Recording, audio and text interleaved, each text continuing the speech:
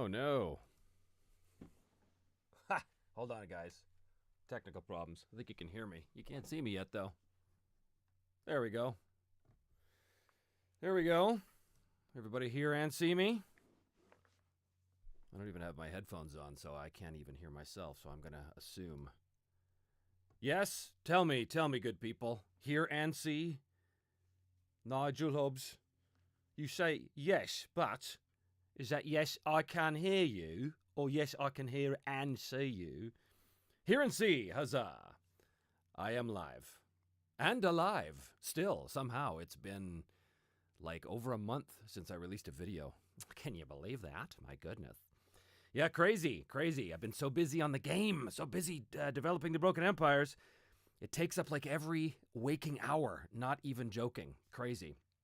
I work on it every waking moment. So I just realized, like, I think it was yesterday, I was like, oh my God, I haven't done a video since November.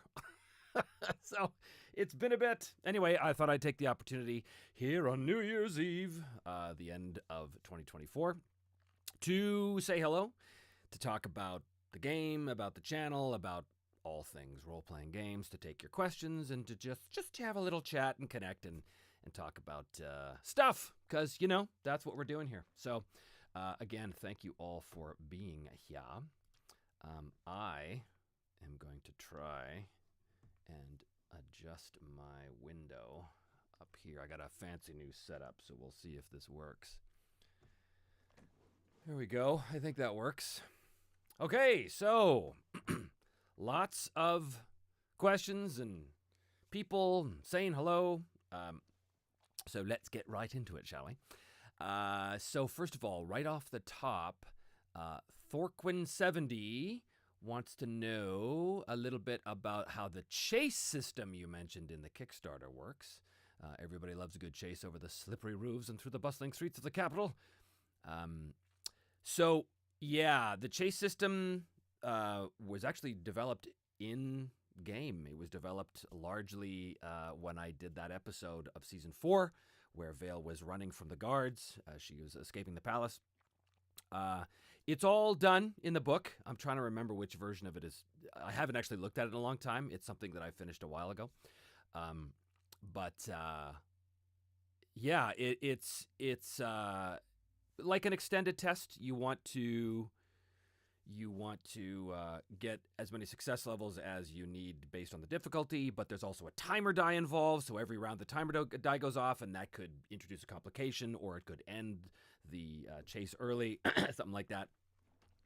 Like I said, I haven't actually looked at the chase rules in a long time. My brain's not on them right now, but that's basically the gist of it there. It's cool. It works well, and it adds, like I said, it adds the complication of the timer die in there, which is always good because I like that sense of ticking clock every chance I get, because the ticking clock adds a certain tension to it, which is cool and fun. Do you know Ore, the one-roll engine? I do know Ore. I was a big fan of Rain when I read it. Wasn't so much of a fan of it when I played it. I felt that Ore, in its incarnation as Rain, which is called the one-roll engine, it's a really neat system, really neat idea. But I felt that it read better than it played. That said, I didn't really give it, I don't think, a fair shake. I only played like 2 sessions, and the GM didn't really understand how the system was supposed to work either, so it's probably unfair of me to say that. But yeah, it was one of those things I have on my shelf, and I'm like, this is so promising, but then I tried to bring it to the table, and it didn't quite work out. I'd totally be willing to give it another shot, though, because it's a super cool game. Happy New Year. To those of you in the UK and Europe, I guess you guys are almost there if you're not into 2025 already. Where I am, it's still early. It's just after 4 o'clock in the afternoon, so got a few hours left for that. So let's see what we have here. Lots of New Year's wishes, which is great. Thank you so much. Agile Monk, channel member for 3 months. Very excited to be here, and I'm very excited to have you here, Agile Monk. Very excited to have you all here. Yes, let's see. Yes, you can see me and hear me. This is good. This is very good. An Agile Monk has gifted people some memberships to the channel. That's very kind of you, very considerate of you. Yes. Andrew Strait says, thanks for all the hard work. Well, thank you for continuing to watch the channel, even though there hasn't been a new video in over a month. Yeah. Oh, Agile says the volume's a little low. The volume is always a little low here. I just turned it up a bit. Hopefully that'll work. Okay, so Tristan Dawson, what aspect of the game have you been working on lately? All of it. The game's rules are really intertwined. So every time I work on a thing, that leads me to another thing, which leads me to another thing, which leads me to another thing, and I find myself chasing down a whole bunch of different aspects to the rules at once, and I have to go back and I have to address each one individually. So it takes a long time, but eventually I do get to everything. But specifically what we talked about last night was the personality system. So originally I had basically cribbed a version of the Pendragon personality mechanics and essentially bolted it onto the game. But we tried it, and what I've eventually realized was that it just wasn't the best fit, because the personality mechanics were designed to be a tool for the player to figure out how the character might react in a certain situation if they didn't know, or if they wanted to leave it up to the dice. And that's all fine and noble and good. But what we found was that it just felt a bit clunky. It wasn't very satisfying. The reason why it works so well in Pendragon is because it is intrinsically linked to the themes of Pendragon. It's intrinsically linked to the idea that you are playing knights. And so the ideas of chivalry and the idea of loyalty to your lord and all that kind of stuff, that is absolutely an intrinsic part of the play style that Pendragon is trying to get at. Not so much in the Broken Empires. And so it felt a little tacked on. And the really important thing is that what we found was that the personality of the character is already intrinsic in the game via the character's goals. Goals are so important to this game, to the whole experience of the game, that when you look at what a character's goals are, that tells you a lot about who they are as a person. And it tells you a lot about their personality. So it kind of felt like we were kind of double dipping and it was unnecessary. So I'm at the point now, and have been for a while, that we're paring back on extra mechanics that we don't 100% need. Basically, I look at anything in the game that is in any way extraneous or feels vestigial in any way, and I go, do we absolutely need it? And if the answer is no, then it's gone. So I have to slaughter my babies every day. But that's okay. That's all part of getting the game to a nice, streamlined, playable and fun condition, because that's ultimately what we're trying to do, right? So yeah, that's what I've been working on, is all of it.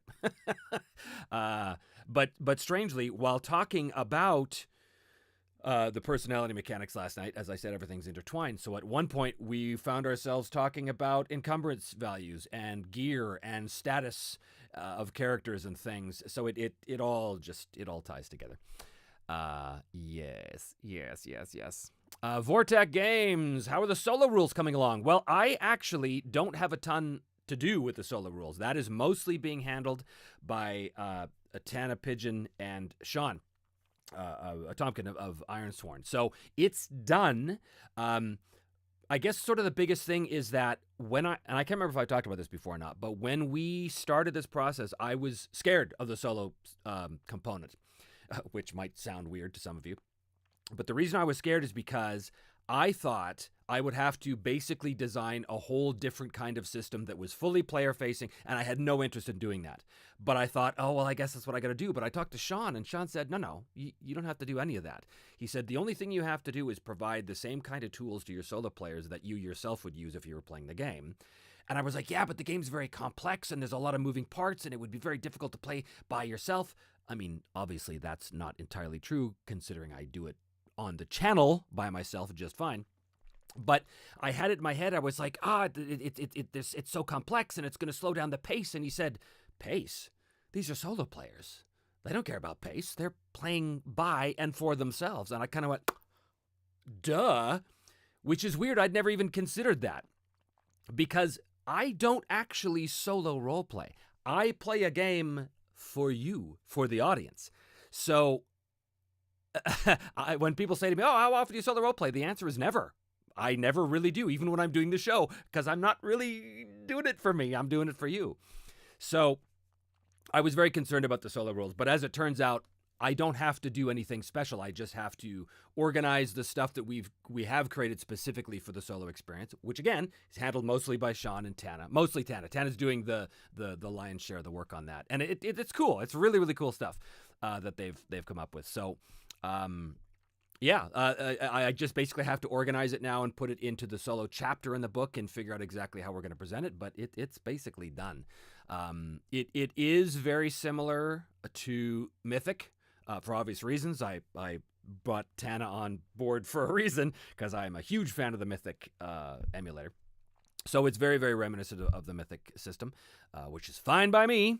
And it's got very, very specific Oracle tables and tools like that really focus on the fact this is a tool for the Broken Empires, right? So it's good. It's coming along. It is coming along. All right. I keep losing my place on the chat here, so forgive me if I have to pause and find my place. Okay. My ear trumpet has been struck by lightning. Channel member, Happy New Year from Australia, from Down Under. Happy New Year to you too as well. I hope 2025 is good so far. Only you know, because we don't yet. Mateus, is this an Ask Me Anything type of live stream? It can be, sure. Yeah, we can talk about anything you want, basically. I don't want to spend the whole time talking about the Broken Empires, because there's so much more to talk about than just that. So yes, the answer is yes. You can ask me anything, and I will see if I can talk about it. Steel the Warrior. Hello, Steel. What has been your favorite mechanic to work on since your last video? Any interesting new developments? Lots of interesting new developments. As I said, I work on this every day, and every day things change. So we have...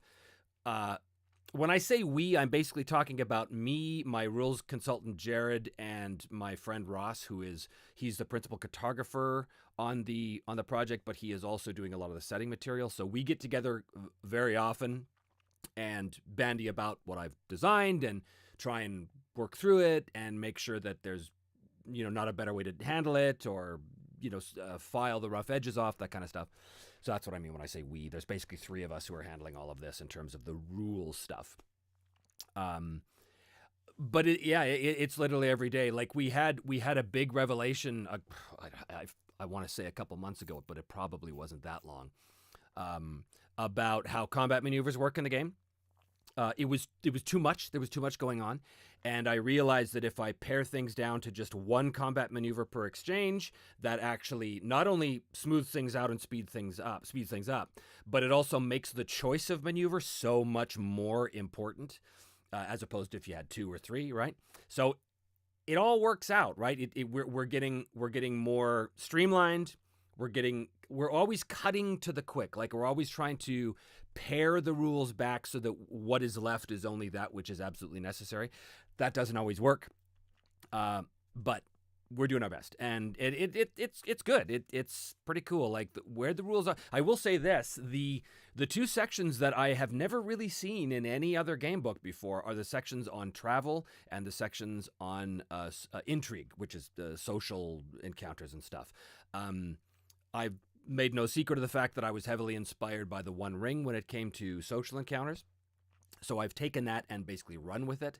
And the social system now it's essentially purely optional. I mean, you can completely ignore the whole thing if you want, but it's pretty cool, man. It's like I said, I have hundreds of games in my library, and I've never seen anything like this, and I've never seen travel handled like this before either.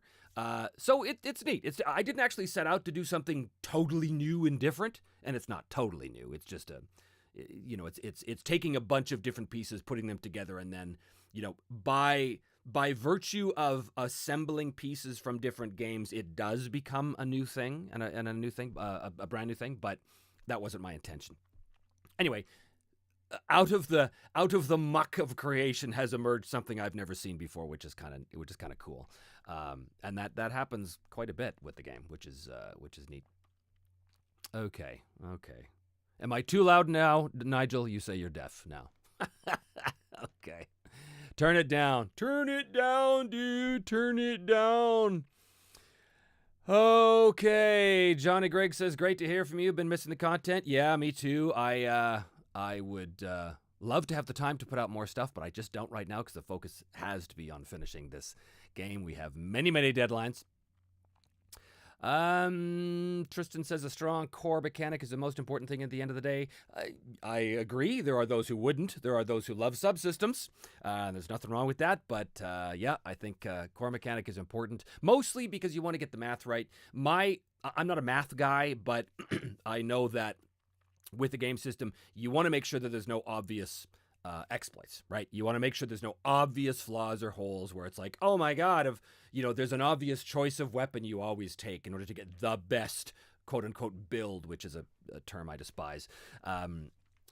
So we don't have any of that, at least not that any of us have found.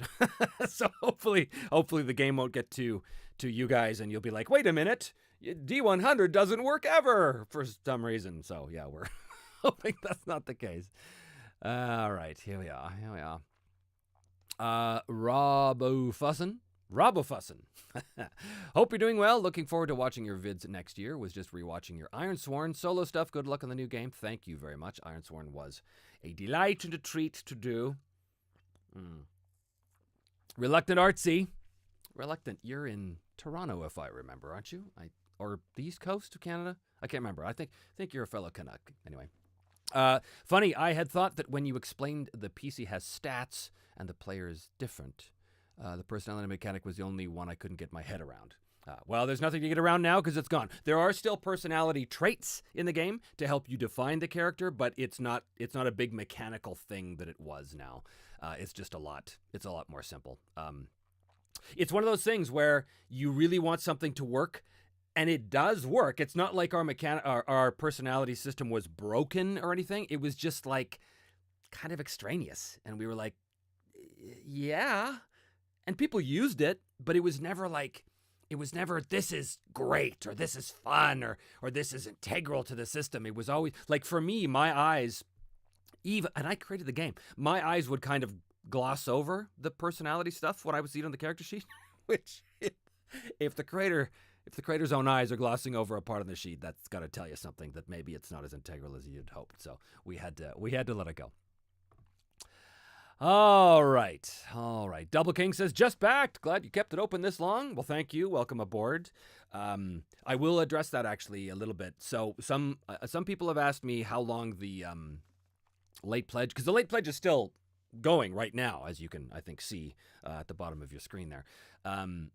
That we will continue to have the late pledge open for a little while, but we are going to transition over to the website, thebrokenempires.rpg.com, which is not yet ready. So if you go there, you're just going to see a placeholder page. But that is where we're moving everything over to, where we will go from late pledges to pre-orders, basically. So you won't have all the same options you have on Kickstarter right now. But for those of you who want, like, the game, you'll be able to get it after the late pledge closes, which will happen probably in the next couple weeks, I'm going to guess. We had originally thought that the late pledge would be done today, but that was contingent on us having that new website up and ready to go, and it's not yet, so that's why we're leaving it open for a little while longer. So yes, there is still time to get in, to get all of the Kickstarter goodies and stuff that you can with the late pledge thing.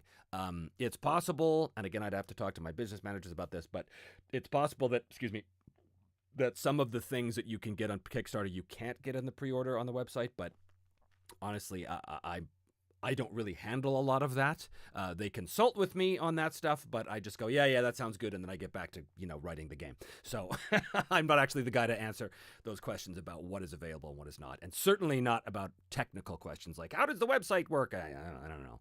Magical fairies, I guess. All right. Brazen Forge Games. Speaking of my business manager, there he is. How is the bestiary section coming along? What is this, a test? What are you on my back? And what did you think about Nosferatu? He says, because of course we went to see it the other night. So the bestiary section is coming along very well. Thank you very much.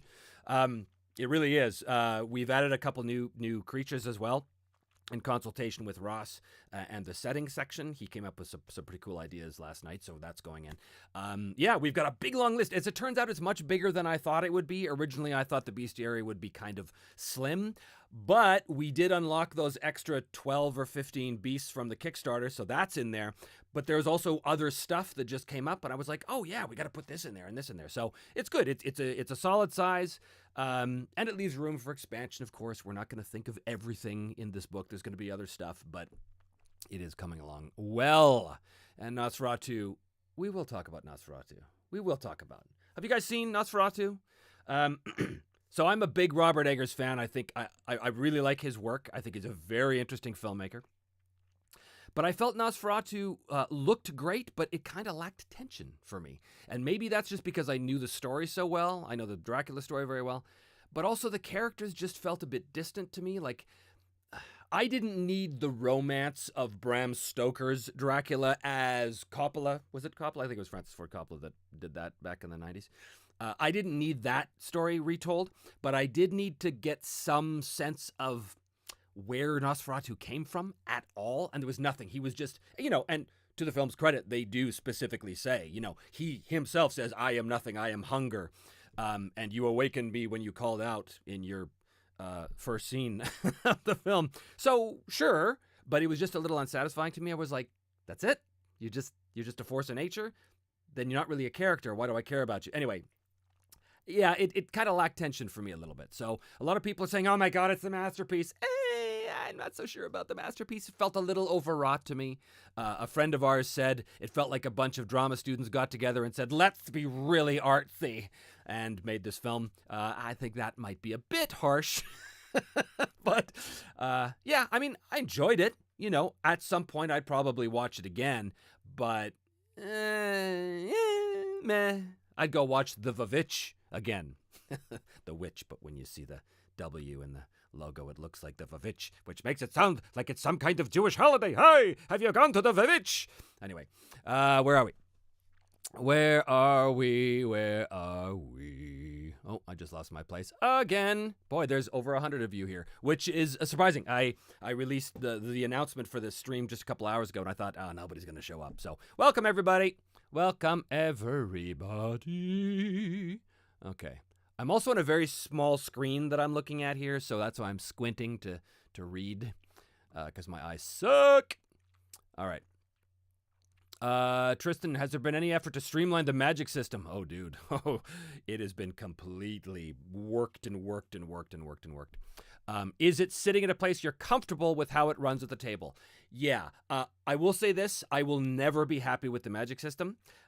In the same way, I will probably never be happy with any aspect of the game, because for those of you who have ever created any work of quote-unquote art, you will know you never actually finish it. You just decide to stop working on it. So for me, I look at the magic system and I'm like, oh, there's always going to be something else we could do to make it better. But at some point, you got to go, you know what? It works. It does what it says on the tin. It's got to go. It's got to go out there. That's just the way it is. I've written plays, I've made films, and in every single instance, it's like, but if I could just go back and fix this. And at some point, you got to go, no. It belongs to the world now. So, yeah, the answer is it does work. It's fun. It's cool. It's very, very versatile. It can do a lot. And it's dangerous as hell, which is kind of fun, too. For the characters, not for the player. All right. Adam, when is the next episode for season 4? Oh, you mean that show that I was doing 6 months ago and that I left at a cliffhanger and never came back to? Soon. My focus is I have to finish the rules and I have to finish the main manuscript. Once that is done, I can go back and finish the season. I don't think there's a lot left, frankly, for those of you who have been following season 4. We are at endgame. We're sort of racing towards the climax right now. That's certainly what it feels like to me. We would be in what I would call Act 3 now, if I was going to use that nomenclature, which I wouldn't, because that's writer nomenclature, and a GM and a writer are not the same thing. Nonetheless, as a show, something that I'm presenting to you, it feels like it's Act 3. It feels like we're racing towards the climax now. So I don't think there's going to be too much left. In fact, it is conceivable that I finish the entire season in one more episode, which would be weird that we had this giant, like, 5-month hiatus and then I come back for one episode and finish it. But you know what? Most people are going to watch this long after it is live in a current thing, and it won't matter to them anyway. They won't even notice that there was a time gap. So that's where we're at. I do intend to go back and finish it. I cannot leave it unfinished. We must know what happens with Vale and Thrag and Montserrat and all of those characters. Okay. Devious, for the Broken Empires, how much longer will the Kickstarter be active? I just talked about that. So it'll, yeah, to reiterate, the whatchamacallit, the late pledge period will be open for a little while longer, but then we're going to transition over to the pre-orders on the website. Okay. Oh, it's already 2025 in Greece. Oh, well, then Happy New Year, my friend. I don't even know. Is that a Greek accent? I don't even know.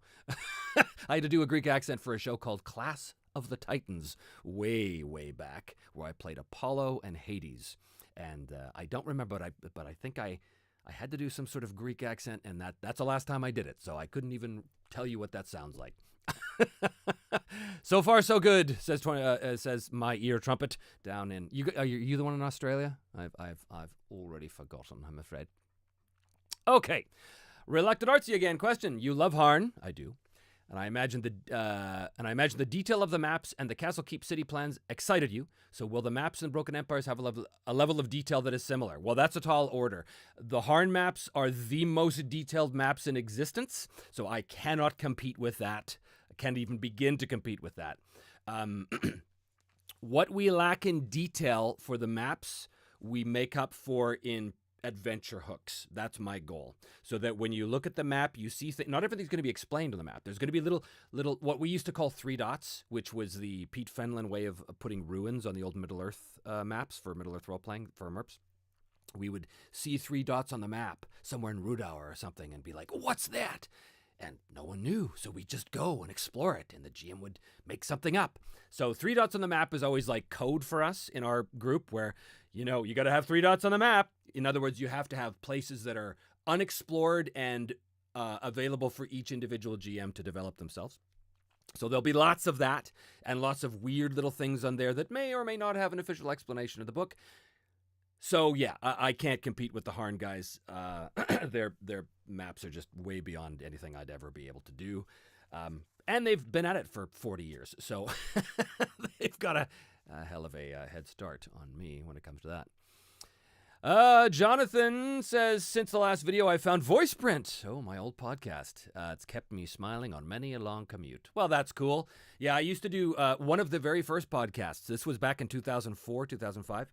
This was before podcasting was a thing. And it was called VoicePrint with Trevor Duval and guests. And it was me interviewing my fellow voice actors when I was back up in Vancouver. And we would talk about the career, and we would take questions from the fans, and it was cool. I did, I think, 36 episodes over the course of a couple of years, so it wasn't every day. It was every couple months, basically.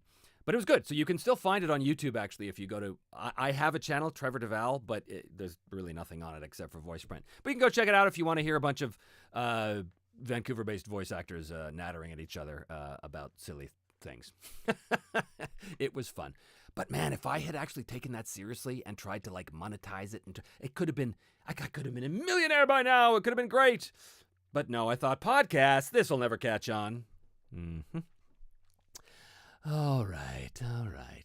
Vortak, will the rules also have some type of world generation to create a custom open world of Broken Empires, similar to what Shadowdark does? Well, you just want this game to be all things to all people, don't you? No. It will not have all of those things. I have to, not that I don't want those things to be there. I would want all of those tools to be there, but I'm operating on a deadline, and I have to get the core game out first. It is very possible that we will release a supplement that does all that kind of stuff in the future, but for right now, I have to deliver what I promised the backers, which is the core rules with all the conflict arenas, the extra stuff we put in there, like the extra monsters and the extra mass combat, naval combat, stuff like that. Now, I will say that there was a chapter in the book called Factions which is not going to be in the book because it could be its own book. And in fact, it probably will eventually be its own book because the whole notion of faction level play, a la what you get with Stars Without Number and stuff like that. What's Kevin's last name? Kevin. I can't remember his last name, weirdly. Anyway, he's got this faction play system, which I think is brilliant, and I would love to do something like that that's specific for Broken Empires. But like I said, that's its own thing. It's its own supplement, and I don't have time to even begin to fathom that right now. So all of that stuff will eventually be released, I hope, in some form or another. But for right now, I have to focus on getting like the main book out. I just have to turn on the AC in here because it is warm. It is warm down here in Texas, New Year's Eve. All right. Where are we here? Oh, lost my place again. Nigel, going back to, and I suspect solo plays will tweak the rules anyway once the game is released. Would you be open to feedback and hearing of players' tweaks? Well, even if I'm not open to it, I'm sure I will. I have no doubt that people will be talking on the forums or talking on Discord or sending me emails or all that kind of stuff.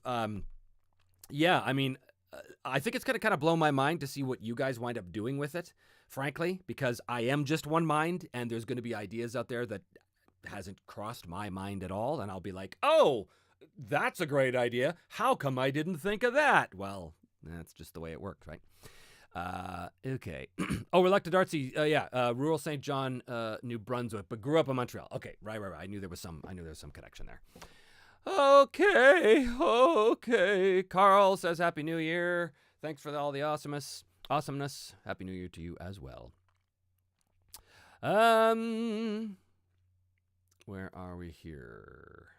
Oh, I've lost my place again. Sorry, guys. Is there going to be a preview of the game? A preview of the game? No, there's not going to be a preview of the game. When we are done the game, when we send it to the printers, that is when I will also send out the PDFs to the backers. Because at that point, it's going to be final. That's the final version that goes to the printers eventually, so there's no reason to not send out the PDFs to the backers at that point. But in terms of previews, no, and I have a couple reasons for that. One of which is because I'm uncomfortable putting out something that I'm still making changes to. That would be less so now because I've made, I think, all of the significant changes. I mean, I say that. Who knows? Maybe this week I'll realize, oh my God, I need to change combat. It needs to be D20 versus armor class. No, that's not going to happen. But I'm uncomfortable releasing something until I'm absolutely sure that this is the direction I'm going to be keeping. That's why there's no preview, because I hate putting something out and then having it be completely different in the final product. In fact, so much so that season 4 of the show kind of bugs me, because especially those first few episodes, I was still feeling things out, right? Because I had said season 4 was going to be specifically me using the platform of YouTube and the structure of the show to playtest the game. So I did that. But what that meant is that what you see in those episodes is not going to be the final product because it's being tested, so it's being changed. And so I look at the original episodes now and I'm like, that's not at all what the game is now. Like in the beginning, I was still using a phased initiative system. Well, that's gone. Now I have a more traditional initiative system that's probably closest to Mithras, I would guess, if anything. But that bugs me because it's like, so that's why I don't want to send it a preview. That's why I'm waiting until the final version is sent to the printers. Then that version will be sent out. So it's not really preview. It's anyway. Yeah. All right. Oh, and thanks for the $5 to Alka. That's Alka. Is that how you want me to say that? Alka, the $5. Thank you, my friend. Alka. All right. Where are we?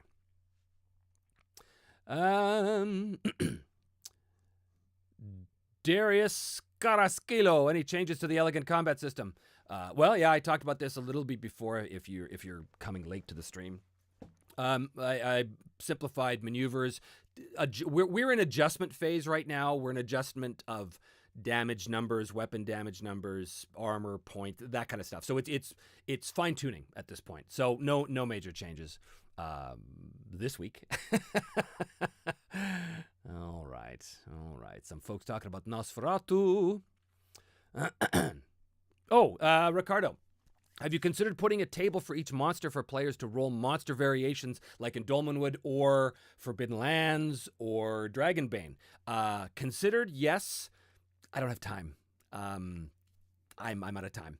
I think it's a really cool idea, the way they do that. What he's talking about is that in those games, when you look at the monster entry, there's a little table, and you can roll on that table to see what the monster does, and it's always random. That's good and bad depending on your viewpoint as a GM. But the intention is that it helps the GM run the monster because you don't have to think about what they're going to do. You just roll on the table, and the table tells you. It spits acid, or it charges you from the air, or it whatever, slashes you with a claw, whatever. Really, really cool stuff. I like it. But to do that with my bestiary would take another month at least. I don't have time. So it's the bestiary is more traditional. It's got the stat blocks, it's got the description, and within the stat blocks is very obvious suggestions of how the monster reacts in combat. So, it's not a table, but you still get some of the same effect a little bit. Saint Solitude channel member, where can we see a film you've done? You mean that I've made? I haven't made a film in a long time. I did a very, very silly little short film back in 2000 called The Plaids, which is on YouTube. It's on my channel, I think. I think anybody can see it. I think so. Anyway, maybe it's private, but it really should be open for all to see. It was a very, very silly little film that we did very well on. We won awards. We sold it to a couple of networks, if you can believe that, back in the day. It ran on Canadian cable for a while. The premise was, and is, back in those days, everybody was all about little green men. There was a real alien craze going on. The Greys that was that was a lot of stuff from the X-Files. So people were obsessed with the greens and the grays and the little aliens and stuff. So one night, me and a bunch of my friends were out camping, and we were laughing about the grays and this, and someone said, well, what about the Plaids? What if, how come there's no plaid aliens? And we all laughed at this, and then I thought, wouldn't that be funny if, the plaid aliens were a bunch of Scottish aliens? And we were laughing about this, and my friend Gabby said to me, well, there's your next film. And I went, oh my God. So I wrote the script, I funded the project, I directed it, I produced it, sold it, and it was pretty silly. The concept is this guy shows up at this bar one night called Barnard's Bar, which is a take on Barnard's Star, and he's frantic. He's trying to tell people that these aliens are coming, and they don't know what to make of this, and he tells the story in flashback, and we go into flashback, we see what happened. He gets abducted by these two Highlanders, basically, who bring him up to their ship, and they start to probe him. Do all of this hilarious, stupid, over the top, like Scottish Highlander stereotype nonsense. But it was funny as hell. And then we come back to the bar and yada, yada, yada. So it's not very long. I think it's maybe 15 minutes, 20 minutes tops. But yeah, so you can see that on YouTube, I think. Check it out. The Plaids. It's so dumb. We shot it on super 16 millimeter film, so it's really old school. It's really grainy. The sound's terrible. But it is what it is, and it was a product of its time. So that's where. All right. Dizzy Billy, going to miss the personality mechanic, was looking forward to using it in solo play. Well, there's nothing stopping you from using something similar. I mean, theoretically, I could put it in like an appendix or something. There's nothing stopping me from doing that. Excuse me. Something stuck in my throat. Theoretically, I could do that. We'll see. We'll see if there's room. All right. I mean, that's the thing, right? Every time I have to nix something, there's going to be somebody out there who's like, oh, but that was my favorite part. In the end, I can only design for myself. In the end, I can only say what is important to me for gameplay and act accordingly, right? There's if I try and craft a game for every person out there to be all things to all people, it'll fail miserably. So I got to be honest with myself and create a game that I'm proud of, that I would want to play. Tigger Plays just popped in briefly to wish you and everyone a happy and prosperous new year while I sit here sipping tea from my Me, Myself, and I travel mug. Thank you for the purchase, sir. Available on memyselfandI.com. Take care out there and watch out for that chaos factor. Well, thank you, Tigger, and happy new year to you. Glennon, Fagan, are there any rules or plans for enchanting items? Something along the lines are artifact creation from Hardmaster. The answer is yes. There are kind of extensive rules on enchantments, actually. Yeah, there are. And that's all I'll tell you about that. Mark Hamacott, is there any aspect of an RP game, of a role-playing game, that you will not have in this first version that you would really want in an update? Well, I mean, I talked briefly about the faction play. That's not really a crucial aspect of the RP game. That's a very specialized thing, but I would love for that to be in there. I probably won't be able to have as full of a treasure generator that I want. Just, again, we're running out of space and time. But, you know, all of this stuff I'll still be able to do later, right? Like, the core rules, it's only the first thing. If people are digging the game and they want more, I'll provide more.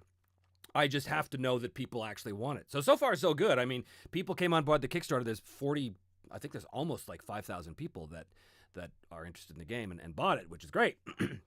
So if that continues and people show an interest in more stuff, then yeah, we'll do another project and maybe another Kickstarter, or maybe not. However it looks, we'll keep producing stuff for it, because there's a lot I could do. I mean, there's tons and tons and tons I could do, and I do want to keep supporting it. As I've said from the very beginning, I don't want this to just be a one-off thing that comes and goes and dies in obscurity, right? Firono, I can't pronounce your name. When are you going to invite Alan Tudyk and Frank Welker to a gaming session? Well, I only met Frank once, and I've never actually met Alan, so probably not soon. Not anytime soon. Are they gamers? I could see Alan being a gamer, but Frank? Is Frank a gamer? I'd be surprised at that. Blake Bilderback says, are you going to do another in-between session with one of the 5 parsecs from Homestyle Games? Yes, absolutely. I'm not sure what it's going to be yet. I have a feeling that the next little mini-series I do, once I finish Season 4, is probably going to be Rangers of Shadow Deep? Delve? Dark? No. Deep? What is it? Rangers of Shadow Deep. Rangers of Shadow Deep. I had to check my secondary library here. Yes, I love that game. I did a video about, like a one-off video, a one-off session about trying to hunt down a werewolf, which you can find right here on the channel. It was so much fun. I really love that game. It's so fun. But I might do that with friends, because you don't have to play that game solo. So I might have a couple friends come in, or maybe I'll go back and forth between solo and friends. I'm not exactly sure. The options for that game are really quite lovely. So I kind of want to explore that and explore doing slightly different kinds of things on the channel as well. So we'll see. But yeah, definitely that is in the cards to do that stuff, because I love those mini games. I love them. They're so much fun. Okay. Oh, yeah. Jan Mjolin says, you mentioned that you would do a co-op actual play with Kelsey during the last stream with her. Will that still be possible? Yeah, that is 100% still possible. I still want to do it. Kelsey still wants to do it. But between my schedule with producing the game and her schedule with selling hers and going to cons and creating more stuff, I think Kelsey might have another Shadow Dark project coming up, maybe another Kickstarter. I'm not exactly sure about that. But she's busy working on new stuff as well. So between the two of us, we want to do it, but it's just a matter of getting the scheduling together. That'd be so much fun. She's so great. She's one of my favorite people. Okay. Dor Dul Duyeb. Hey, Trevor, waiting for the game and season finale. Aren't we all? By the way, you should really make more live streams for GM advice and Q&A. You have so much experience and knowledge that it'd be great to learn from you. Well, thank you very much. I do try and provide some of that in these live streams. So maybe I'll do more. Maybe I'll do more dedicated videos like that.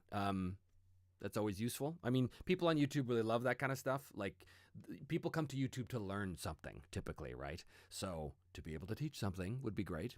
But I never want to be presumptuous either. I don't want to. I never want to come off as the guy who has the one true way. You must play a game this way. All I can do is give you pointers from my 40-odd years of experience and hope that they are helpful to you. Not everybody's style is the same. My book is written in such a way that it's like, this is how to play the game as I would run it. You don't have to. But I wanted the book to be an expression of my values as a GM, so to speak. So it's written very much that way. Reluctant Artsy, Merp 3 dots. Yes, totally fair about the maps. Very excited and will be upping my pledge in a week. Oh, well, that's very, very good of you. All right, Saint Solitude question. What's your opinion on stronghold management? Good question. I love it in theory. I've never had the opportunity to experience it as a player. When I ran Forbidden Lands, when it first came out, I was all set to have strongholds be built and managed and all that stuff. Never happened. We had to end the game before it could happen. I'm playing in a Forbidden Lands game right now and have been for, I think, over a year. And we are only now getting to the point where we're looking at maintaining a stronghold. And I can't wait. I can't wait to engage with those rules. So excited. And I don't know why. I just know that since the beginning, when I had that player's handbook in 1980 in my hands, the AD&D player's handbook, and it talked about, or I guess it was the DMG more so than the player's handbook, where it talked about domain management, where it talked about how when fighters get to 9th level, they can build a stronghold. I was like, whoa, that sounds awesome. I have never been able to do it. I've never been able to engage in it. So it's been that brass ring I've been reaching for all these years. So I love the idea of it. I just have to engage with it, which I'm about to do in my Forbidden Lands game, so that'll be exciting. Because that is something as well I would love to be able to offer for the Broken Empires, but I can't do it myself at this point because I don't have any experience in it. I've read all the rules for stuff, but that is not the same thing as having experience running it. So I would never present it as, oh, here's a chapter on domain management that I wrote, because that has to be thoroughly tested, and I don't have the experience with it. So I might hire somebody else to come on and do it, because I would love to have it. I think it would be just a spectacular addition to the game. Crawford, thank you. Kevin Crawford, yes, thank you. I know I'm way behind you guys in the chat. Where are we? Zuzo's Corner, good luck to 2025. Thank you. You as well. Mr. Chori, and it was all a Carlos dream will be the new season ending. Calling it now. Well, I hope not. But we'll see what the dice have to say. All right. Excuse me. Where are we?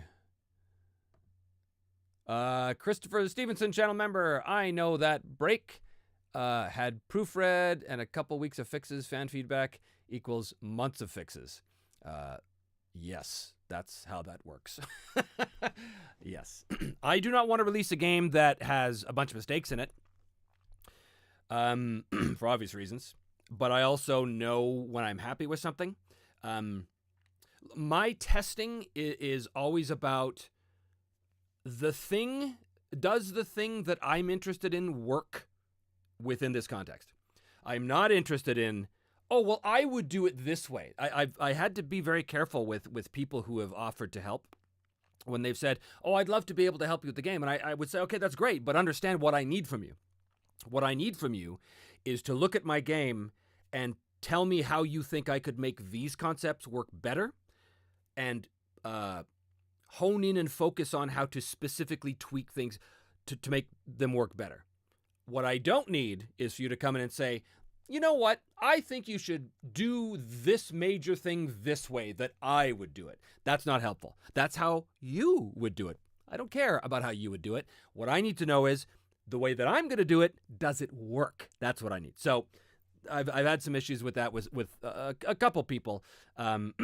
Nothing malicious or anything. Just people want to help. Sometimes they don't know that they're not actually helping, but that's okay. It's the thought that counts, after all.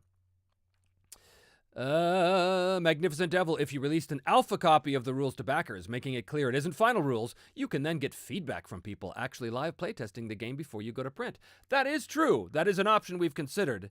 I'm not going to do that. I'm certainly not going to have a wide release to all backers because that's a nightmare. Basically what that does is that gives the impression that I am now looking at the opinions of 5,000 people and am going to implement 5,000 changes.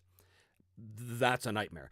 Someone is going to be disappointed because if I was to do that, then I would have 3,000 people saying, oh, I can't believe this guy. He asked for feedback and then he totally ignored it. That's happened many times. So I've learned from the mistakes of previous creators. So that's not going to happen. What might happen is we vet a couple of key people to take the game and to do exactly what you're suggesting, and then give us feedback. But it has to be super, super focused because I can't be bombarded by opinions or thoughts on rules or just playtest data. I can't be bombarded by it. I have to have it coming in very, very specifically. Because again, I know what I need to fix and I know what I need to test. So I have to be very, very selective about how I approach that. But you're right. In many cases, that would be, something that would be smart depending on the context. For us, that's not the right way to approach it. The Pitbull says that D20 versus armor class combat will sneak up on you. Beware. I certainly hope not. Winter channel member says, hi, Trevor. Thanks so much for all the amazing content. Planning on ringing in the new year with my first time listening to the finale of season 3 and a good cup of cocoa. Well, you are in for a treat, my friend, if I do say so myself.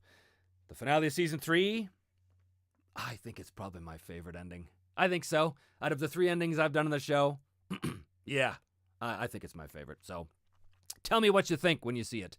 Leave a comment below. Dead Marsh, how do you feel about zero prep design? Think Forbidden Lands. And have you thought about tools for GMs that could simultaneously benefit solo and group players? Encounters by terrain, etc. Well, first of all, let me address the second part first. It has been universally my experience that solo tools are also excellent GM tools. So the answer is yes. Any tool that is there for a solo player is an awesome tool for a GM to use. And in fact, the crossover is 1-for-1 pretty much in almost all cases. So yeah, that's the second part. The first part, zero prep design.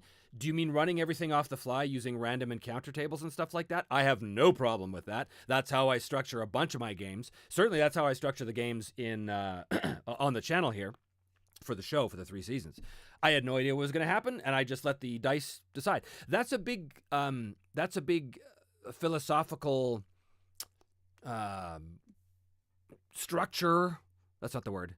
It's a big philosophical. I can't think of the word right now.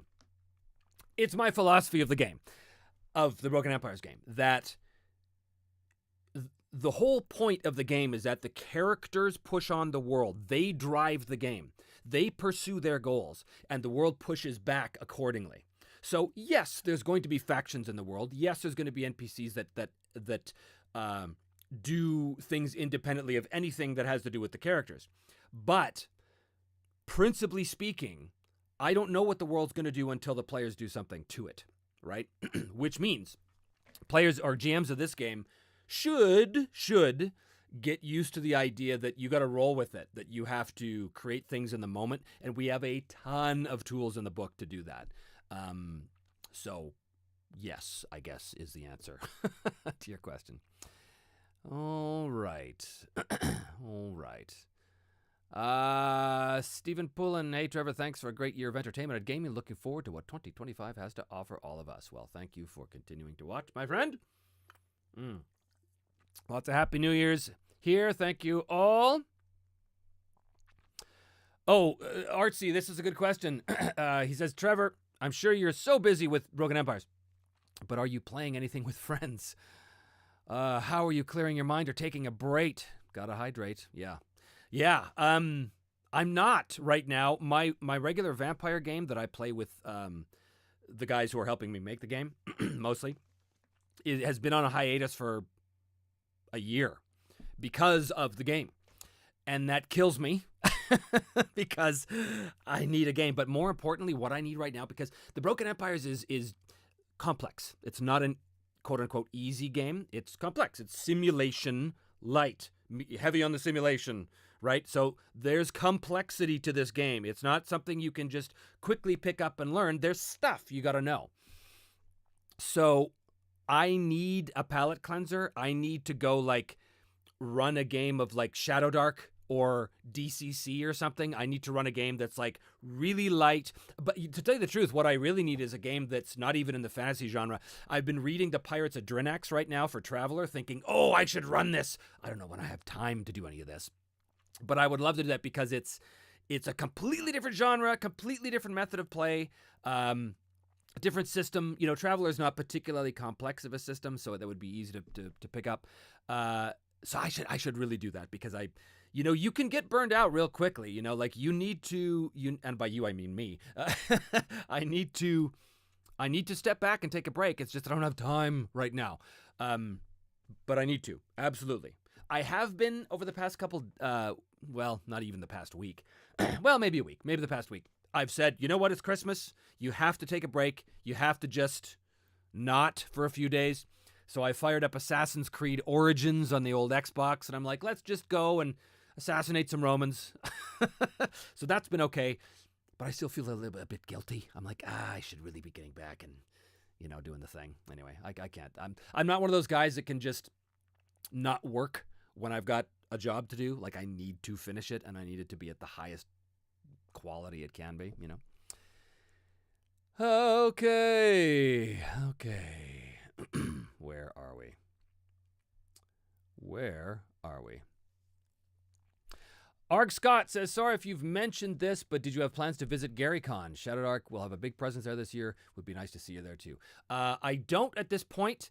I really should start to do more of those things though, now that, I'm kind of out in the world more than I was of the gaming community and stuff. And I know all those YouTubers, so I'd have a lot of friends there. I should start. I haven't had a chance to even think about it. But yeah, I should. I don't even know when it is. When is GaryCon? And where is it? I'm presuming it's in like Geneva. But do they still do things like Geneva? Anyway, let me know. Let me know in the comments below, Arg Scott.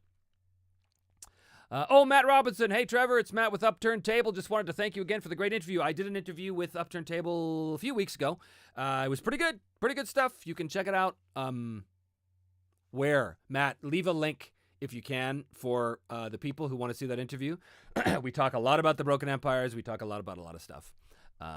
It's good stuff. Dizzy Billy, have you ever played Car Wars? Steve Jackson's Car Wars.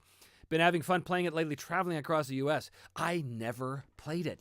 That was one of those games that I always saw advertised in Dragon Magazine. And it was always like, I gotta check that out. There was that. There was Ogre. There was Illuminati. There was a bunch of them. There was a bunch of them. And I never played any of them. But I always saw the ads, and I was like, oh, that. I gotta do that. But I'm glad it's still around. I think it is still around, right? In fact, I saw a copy of it for sale when I was up in Vancouver at Imperial Hobbies, one of the big stores up there. But I could be seeing things. All right. Arcane Recovery. Hope you're having a good afternoon. Excited to see you again. Thank you. Thank you for joining.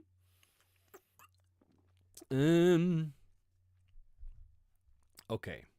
Arg Scott. Welcome to Enthusiast. Oh, he's giving a welcome. Huzzah. Don't forget to like this video. Yes, don't forget to like and subscribe and all that stuff that I'm supposed to say as a responsible YouTuber. All right. Philosophical precept, that's the term. It's not the term I was thinking of, but it's a good term. Let's retcon that and assume I said that. Matt says, as we're talking about generators, have you considered a monster generator? Considered, yeah. I don't think I'm going to have time to add it to the book. But I am working on the bestiary right now. Like this week is bestiary week. It's bestiary week on A&E. So maybe that's actually more work than it sounds like to get that done, right? But it's possible. The Broken Empires isn't really a world like that, though. It's not a world where you have crazy, chaotic beasts appearing. I mean, I shouldn't say that. We've already seen crazy, chaotic beasts like Urazvath's crazy dimensional creature that he summoned to bring Edbert to his own tower in Season 3. So they do exist. So now that I've said they exist, I guess I have to make a monster generator. Thanks for nothing. Adam says, I'd love to see a season-using Traveler. Yeah, maybe. That could be. There's many, many, many games out there I'd love to play. We shall see. The Chronic Toast. Just want to say thank you for introducing me to your channel via your first Savage World solo play series. And yourself. You've been a huge inspiration and consistent bright point this year. Well, I appreciate that very much. Thank you. Thank you very much. Okay. All right. Zuzo's Corner says, juggling work and life and hobbies. Very, very busy work. Yes, it sure is. Oh, there we go. Gary Conn is in Lake Geneva. Okay, good. March 20th to 23rd. I'm guessing I won't be able to do it then. That's coming up a little quick, a little sooner. But we'll see. We shall see. Excuse me. Gary Conn. Yeah, March 20th this year in Lake Geneva. Swamp Zen is Me, Myself, and Die Season 4 episode, the last episode, there will be more. So I talked about this right at the very beginning of the stream.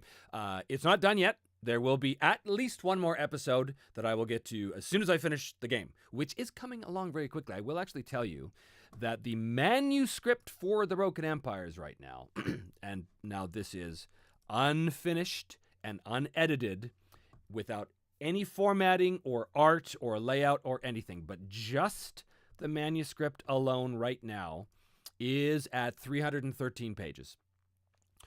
So there's stuff there. I've been busy. I've been very, very, very busy. So, yeah. The point of that is to tell you that I've been very busy, so I haven't had a chance to go back to the episode. And also, honestly, I didn't want to go back to the episode until I knew the rules were kind of in their final form. Which they're this close to being. I hope this close to being. So as soon as that happens, as soon as I feel like, yeah, this is it, this is the rules, then I'll go back and I'll finish the finish the season with Vale and Thrag. Zuzo says there seems to be so many books of tables out there to choose from. Yeah, that's the other thing too. So I never want to reinvent the wheel, and I never want to do work that someone else has already done better than I have or could, which is why when it comes to a bunch of random tables for like monster generators or treasure systems or all that stuff, I'm like, there are so many great supplements already out there. For me to just do my own version of it just feels kind of like a waste. And I know there's the argument that says, yeah, but, you know, we prefer to have everything in one book. Yeah, but I never promised to give you that either.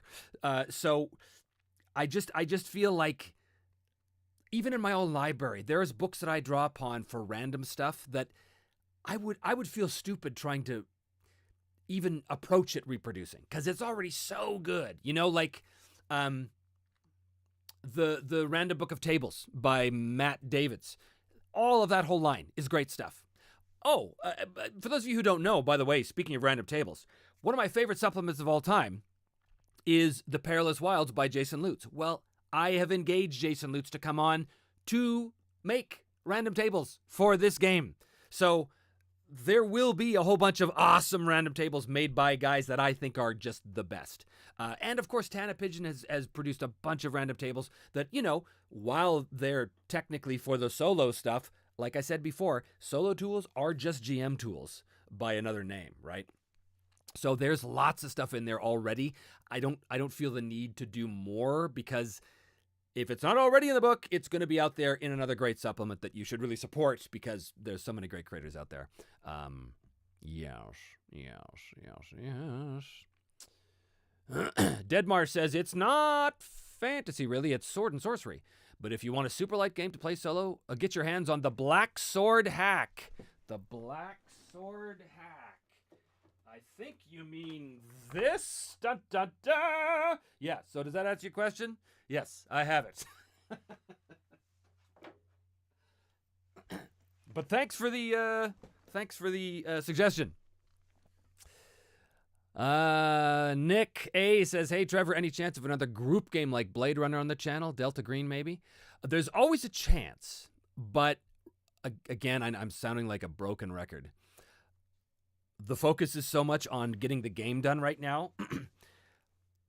The Blade Runner game that I did for the channel a couple years back was one of the best things I've ever done. I think the best actual play on YouTube. But that's me. It was also one of the most time-consuming projects I've ever done. The idea of doing another one is a nightmare to me right now. It won't always be a nightmare. Once I finish the game, I will have more time. Once we send that book to the printers, that's going to be a moment for me to go, okay, what's next? What's next? So, it is possible. It was a nightmare to produce that show. We did 8 episodes of it. Not to shoot it. To shoot it was great. It was the post-production. I had a gargantuan amount of work to do with the post-production to get it where it needed to be. And I'm super proud of it. I love it. I think it's great. And I would love to do another one like it, just not right now. Not right now. Not right now. Okay. Losing my place again here. That said, Delta Green would be a really cool game to do under the circumstances. That's one of my favorite games. Delta Green is really, really, really great stuff. Pitbull, you have a quick ranking for game genres. Game genres.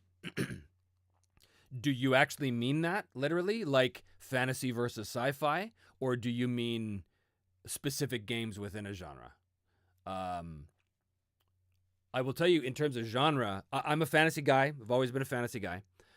I like sci-fi, but I don't think I'm the best GM of sci-fi because my brain doesn't work as quickly with sci-fi as it does with fantasy. It's just maybe I didn't have enough exposure to sci-fi stuff when I was a kid.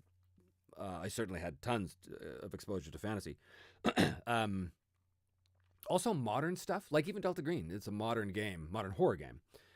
I have a hard time with modern stuff, which might seem weird because it's like, yeah, but it's right here. We're the setting is our world. What's not to know? Well, I can't remember if I talked about this before or not, but I was playing Unknown Armies. This was a lifetime ago, which is a really, really wild game. Really wild game.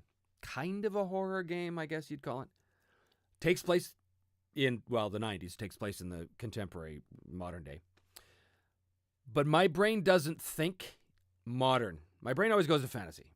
So, for example, there was a scene where my character had to fly from one state to it. I think it took place in like Louisiana or something, and I had to fly to Kentucky or Texas or something. I forget in the game. But my character had a gun. And so the GM had assumed, and the GM knew that I would need the gun at my destination. So he said, what do you do with a gun? And I was like, well, of course I'd leave it at home. And he looked at me like, what? I said, well, how am I supposed to take a gun with me on a plane? And he said, you check it. And I went, oh, that's a thing? This was when I was still in Canada. And in Canada, we don't know anything about guns. So I wouldn't have any idea. Second of all, even in the States, every state has different gun laws. And I don't know what's allowed. The point is that because it was a modern game, I was stymied. I was like, I don't know how to do this. Or there'll be a situation in a modern game where I come across a locked door. I'm like, I don't know what am I supposed to do? I mean, I've seen on TV people use credit cards to I don't know. Does that work? I have no idea. So I don't even know enough to be able to make suggestions on how to handle a situation. So I'm typically not a very good player when it comes to modern games. I'm okay GMing them because I've got like a scenario in front of me and a bunch of GM tools. But as a player, I kind of go, I don't know what to do. So that's why I'm a fantasy guy first and foremost. Again, not that I have anything wrong. Not that there's anything wrong with it, with sci-fi or modern. I have fun with all the games. I love all the games. All the games. Arg Scott says, I have so many random tables available from your previous recommendations this year. Good. Good. I would hope that the stuff that I promote does help those creators, because I only promote stuff that I really like. I don't think I've ever done a video on a product that I've been like, nah, this is garbage, because why would I do that, right? I've done videos on products that I really wanted to like Powers and Perils. I did a video on Powers and Perils. I did a Sage's Library episode on Powers and Perils. It's an old Avalon Hill game. To this day, this, by the way, it's still an inspiration to me. I have it right here. This is the character book of Powers and Perils. This is nigh on unplayable, but I want to love it. I want to love it so much. There's so much goodness in here. It's tough. It's tough. It is tough. Swamp Zen, what is the manuscript for Broken Empires, by the way? I'm talking about the manuscript of the book, the rule book of the game that I've made. Are you new here? Maybe you are. If you don't know, the Broken Empires RPG, which I think you're seeing advertised along the bottom of the screen here, is the game that I made and I kickstarted, and that's what I'm still working on. So that's what I'm talking about with the manuscript. And then your follow-up question, is that all stuff we haven't seen yet? Well, I'm talking about the totality of the rule book when I talk about the manuscript. Okay. Jonathan O'Toole says, hard agree, best actual play on YouTube, presumably Blade Runner. Thank you very much for agreeing with me. Micro Dude. So, NTRPG con in Irving, Texas, June 4th or 5th. Maybe a panel called Building the Empires. I could facilitate if you want. I know nothing about these cons. I only started going to cons RPG cons 2 years ago, a year and a half ago. I never went to them before. I used to do a bunch of animation cons as a guest. I would go and sign autographs and stuff. I still do occasionally those things, but in terms of the RPG stuff, I never went to cons. And now I'm like, well, maybe I should. So yeah, we should look into that. Okay. Where are we here? Adjacent, are there subsystems or parts you're not completely happy with in the Broken Empires? I think I talked about this earlier in the stream, that there's always going to be parts I'm not completely happy with, because that's the nature of art. When you create something, and I know that sounds pretentious talking about a role-playing game like it's art, but it is. It's a creation. It's from my mind and my heart. Anytime you create something, you never finish it. You just decide to stop working on it and release to the public. So yeah, there's always going to be stuff. There's no project I have ever done that I look, whether that's a play or a film or an audio production or anything, where I've looked back and said, that was perfect. Never. There's always stuff I look and go, if only I had another week, I could have changed. You know what I mean?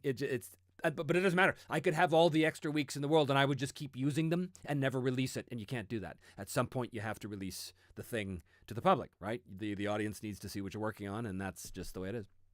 So yeah, there's always going to be stuff I'm not happy. Anything specific right now? The stuff that I was not happy with, I've already phased out of the game. I don't think there's anything left in the game that I kind of go, I'm not so sure about this. So, yeah, I'm looking at it now, and it seems pretty good to me. Pretty good to me. Happy New Year, says Paul C. Happy New Year, you too. Swamp saying, hey, which season was your favorite to play so far? And me, myself, and Die. To play? If you're asking me specifically which season was my favorite to play, season 1, Savage Worlds. I love Savage Worlds. It is so much fun. I love the exploding dice. I love the random initiative with cards. A lot of people hate that stuff. I love it. I think it's great. I think it is so much fun. I think it creates just a really dynamic and exciting vibe at the table. I think it's great. I think the game has kind of a perfect level of complexity for what it is designed to do. I love it. I think it's great. So yeah, that was my favorite to play. I would not say it was my favorite season, though. I would say that all in all, my favorite season is probably season 3, because season 3 is finished, unlike season 4. Season 3 also was the most complex production-wise, but it was the most fun to produce as well. And I love Edbert, and I love how the story turned out, and I love the arcs of it, and I love the structure of it. I think season 3 is my favorite season. But that's tall order. I mean, I love season 1 and 2 as well, obviously, just for different reasons. Okay. Okay. Oh, we've gifted some more memberships to folks. That's cool. Very, very good. The Pitbull says, I'm quite the opposite. I spin my wheels on some fantasy stuff, but getting better. Well, I think it's important to... well, it's not important. I was going to say, it's important to try new things. It's not important to try new things. It's helpful to try new things, and it makes you a more dynamic player, and certainly a GM if you try new things. But it's cool, man. Like, some people love Cyberpunk. I was never really able to get into it. I have nothing against it. If someone said, hey, do you want to play a Cyberpunk game? I'd be like, hell yeah, of course. But I just don't. I don't gravitate toward it like instinctually, like I do with fantasy. So if you do with sci-fi, that's awesome. I'd love to play in your sci-fi game. Basically, I love any GM that's passionate about the game they're running. I don't care what the genre is. I could do post-apocalypse. I could do cyberpunk. I could do sci-fi, fantasy, modern, horror, anything. As long as the GM is passionate about it and loves to engage with the players and loves to engage with the rules and with the world and the setting and the whole kit and caboodle, then I think it's awesome. I'm 100% behind it. Any interest in the new Planet of the Apes RPG? I can't believe I'm about to say this, but I did not know there was a new Planet of the Apes RPG. Who is doing that? Is it yet another Free League thing? I wouldn't be surprised. They seem to have the license for everything these days. So I would not be surprised if it was them. But I haven't heard about it. Is that new? Brand new? Maybe I've just been out of the loop for the past few months. Happy 2025 from Italy. Thank you, Ricardo.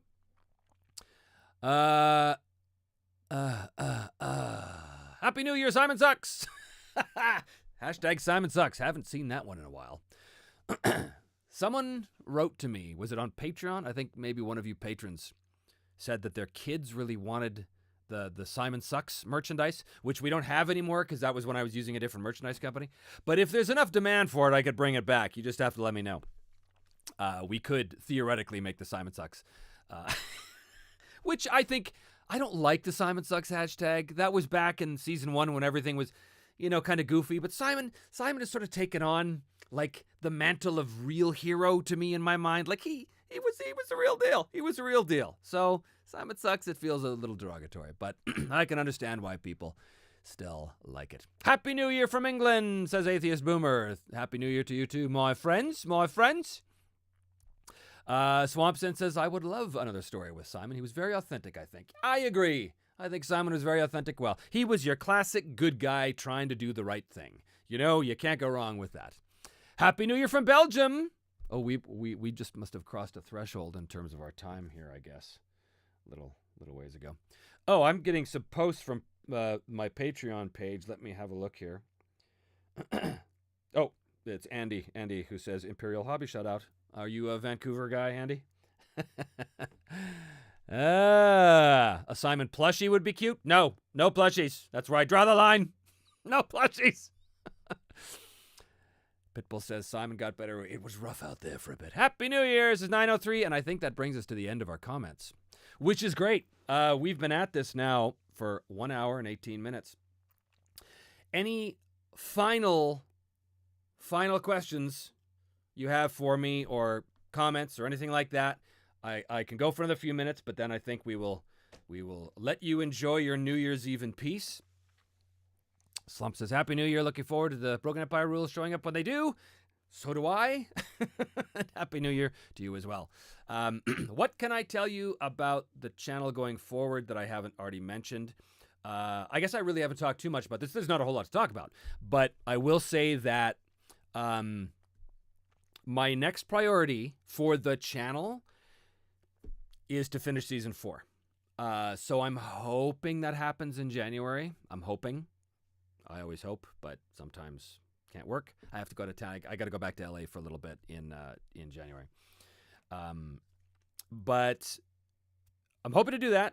And then after that, for the channel, I'd like, as soon as I can finish season 4, I could do a few more one-off things. Like I'd like to do a couple more Sage's Libraries. I'd like to do a few more episodes too about generic advice, GMing advice, that kind of stuff, because excuse me, as somebody here mentioned, that seems to be really helpful for people. So I'm all about helping people. That'd be great.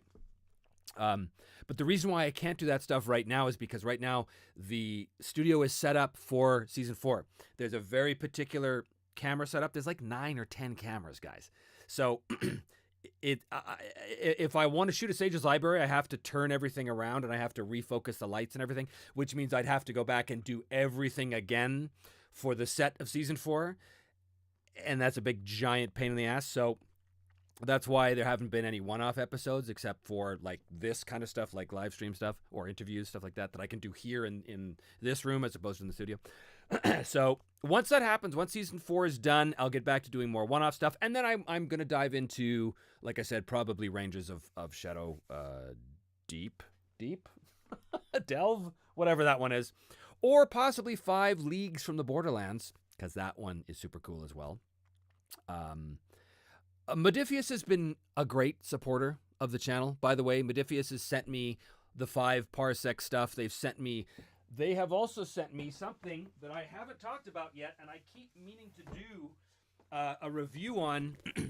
This is the starter set for Achtung Cthulhu, which is a 2D20 system. It's not my favorite system in the world, but this is a fantastic box set. This is a great beginner set, and the setting of this is excellent. This is really great stuff.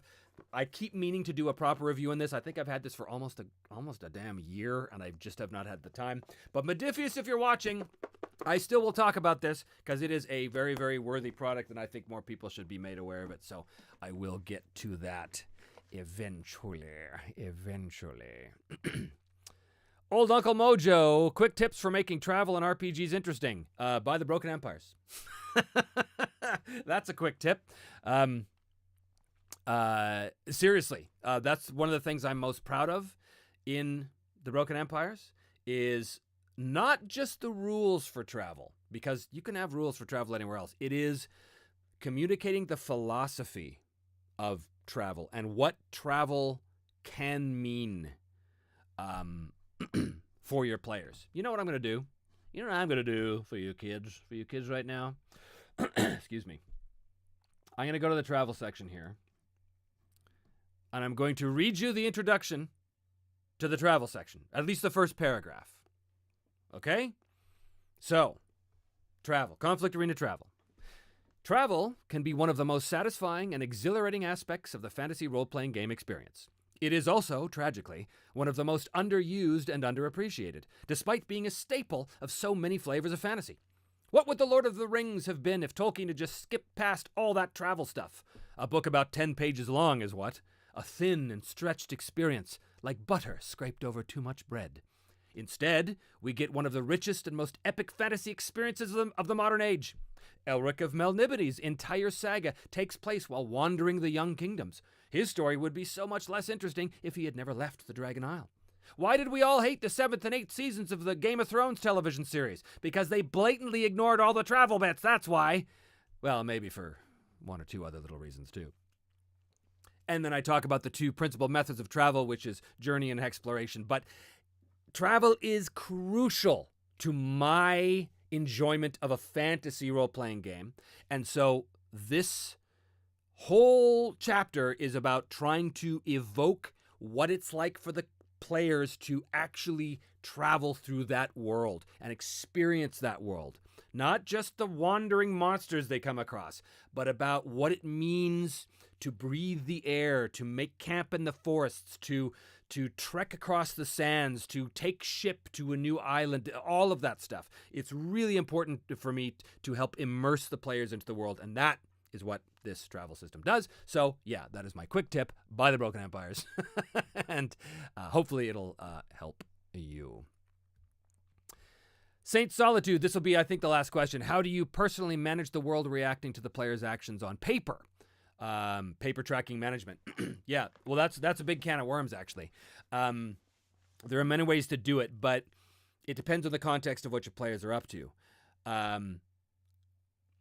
How do you manage the world reacting to the player's actions on paper? Mostly the world is going to react in one of 2 ways. It's going to react through nature, which isn't really a reaction. It's just something that happens, like a big storm or something. But it's important because it has a big effect on the characters. It can. Or, more likely, factions. Factions of NPCs. Enemies they've made, friends they've made, people in their way, people not in their way. The other people in the world. They have things they want. You need to know what is it they want. You need to know, more importantly, most importantly, how what those NPC factions want intersects with what the players want, with their goals. So your biggest friend is the player character's goals. What are their goals? What do they say in that goal? What are they trying to achieve? Because that is going to be a big flag for you as the GM to know what they're interested in doing, right? If they say, I want to go and clear out the dungeon of Jargamesh. Okay, well, you know then. Okay, well, I guess I should get the dungeon of Jargamesh ready to go, because eventually they're going to want to go there, which is great. It's a great tool. But also, if there's someone else who wants to clear out the dungeon of Jargamesh, it's a terrible name. This is why I need a random name generator. If there's someone else who wants it, some NPC who's maybe a rival or an enemy, you need to know that they want it. But that's easy to do. You can just jot it down. For me, honestly, it's a chart. It's a simple chart with their name, who they are, maybe a quick physical description. I always like to have a quick description of how they might interact with people, like if there's any, like a quick, like if they talk with a lisp, or if they have a hunched back, or if they are very flamboyant and they're, it's something that gives like a tip on role playing that NPC. And then what they want. Right? Specifically what they want. I did a video for my vampire game talking about organizing NPCs, which you can find on the channel if you go back into the archives from a couple years ago. And I specifically talk about how I organize my NPCs. And it was either Vampire or Twilight 2000. Maybe it was Twilight 2000. Anyway, one of those two. However you do it, it's important to do it. Because when you have a game that is like the Broken Empires, that is predicated upon responding to what the player characters are doing and what they want, you need to be organized behind the screen. You need to know that if the player wants this thing and there's an NPC that wants something that opposes them, you need to know a little bit about that, and you need to write that down or else you'll forget. You need to know the rough capabilities of that NPC. You need to know what tools they have at their disposal in order to get what they want. And you need to know how they might intersect with the character. It's not always bad, right? Sometimes NPCs intersected with the characters are a good thing. Maybe they help them. Maybe they have something in common. But you need to write it down. It's not really rocket science. You just need to be organized, right? Check out that video. And again, I'm saying this out loud. I'm pretty sure it's the video I did on the Twilight 2000 NPCs. But check that one out. Anyway, yeah. So check that out. I'm sure I said very profound and important things. Jason says, thank you for the great stream. It's made this New Year's Eve less boring for me. Well, thank you for joining us. Fantasy Gamer used to think on kinds of designs and love everything you're doing. So looking forward to this. Well, thank you. And thank you all, guys. Thank you for continuing to watch and support the channel. That means a great deal to me that you guys keep coming back. And thank you, supporters of the Broken Empires as well. If you do want to support the game and you haven't done so, you can go to thebrokenempires.com and that'll take you to the Kickstarter page. And eventually we'll have our own website you'll be shunted over there too. Because we're still open for late pledges. Anyway, thanks, guys. Happy New Year. I hope 2025 is a great year for all of you.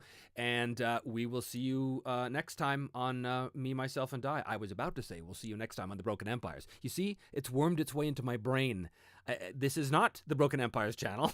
This is Me, Myself, and Die. I have to remember that. So thanks, guys. I'm going to now end the broadcast and try and do it in such a way that makes it seem like I'm not a Luddite. Okay.